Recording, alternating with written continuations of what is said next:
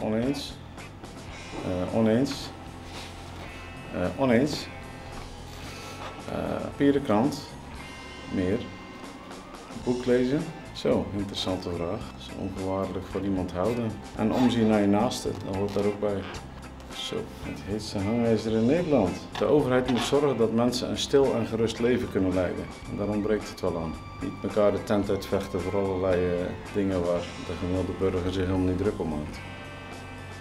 Een mooi stuk geschiedenis. Ik ben erg fan van historie en geschiedenis, en zeker lokaal. Het is erg belangrijk dat de mensen uit de regio wel in Den Haag terechtkomen. Want heel veel Haagse regels die passen niet op de regio. Het is goed dat er mensen zijn die met de voeten in de klei ook in de Haagse politiek zijn.